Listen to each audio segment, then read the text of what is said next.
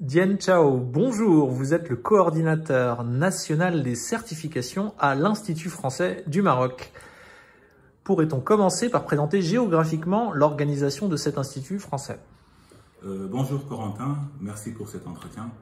Alors, le réseau est constitué de 12 antennes Institut français du Maroc et d'une alliance française basée à Safi. Et si on parlait maintenant des certifications? Comme vous le savez sans doute, l'Institut français du Maroc est le premier opérateur culturel français à l'étranger. Et donc l'activité certification y est très importante.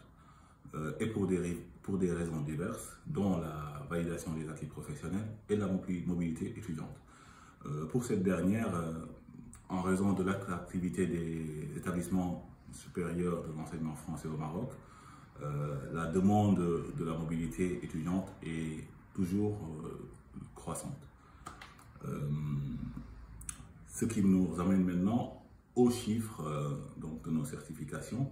Aujourd'hui, nous tournons aux alentours de 48 000 certifications, tout type confondu. Alors, au niveau du DELF-DALF, le Maroc se positionne à la 10e place, donc avec 12 000 inscriptions par an. Et pour le TCF, nous comptons aujourd'hui environ 30 000 inscriptions pour le TCF, toutes déclinaisons confondues. Et pour le TF Canada, nous sommes aujourd'hui avec 2000 inscriptions, sans oublier le DFP, étant donné que nous sommes engagés dans une logique de développement des cours de français sur objectifs spécifiques. Alors, donc tout cela pour vous dire qu'il y a beaucoup de choses à faire en termes de certification au Maroc et la demande est là et donc l'Institut français s'arme davantage de moyens pour répondre aux différentes demandes de nos publics. On va maintenant parler de votre métier. Coordinateur national des certifications, vous assurez aussi la mission de la gestion centrale. Alors, on va y aller par étapes. Tout d'abord, vous avez un lien particulier avec France Éducation Internationale? Oui, aujourd'hui, le coordinateur national des certifications dans un sens large et également la gestion centrale dans le cadre du DELF-DALF. Donc, la relation avec FEI est plutôt basée sur, on va dire, une relation de représentation, peut-être vis-à-vis de notre réseau, on va dire. Je suis plus un point focal France Éducation Internationale, chargé de veiller à la conformité en termes de procédures et de procédés, toujours en prenant en compte notre outil de référence qui est le memento administratif dans le cadre du DELF-DALF. Il y a aussi le sujet de l'harmonisation des procédures. Oui, c'est un sujet très important étant donné que nous sommes dans un réseau très large. Je viens de dire que nous sommes sur 13 antennes au niveau national. Donc, il est question d'harmoniser les procédures au niveau national pour faire en sorte que les usagers soient traités ou bien les demandes des usagers soient prises en compte de la même manière sur tout le territoire marocain. Donc, il est question de mettre en cohérence toutes nos procédures pour mettre en exergue la démarche qualité dans laquelle l'Institut français est engagé depuis maintenant quelques années.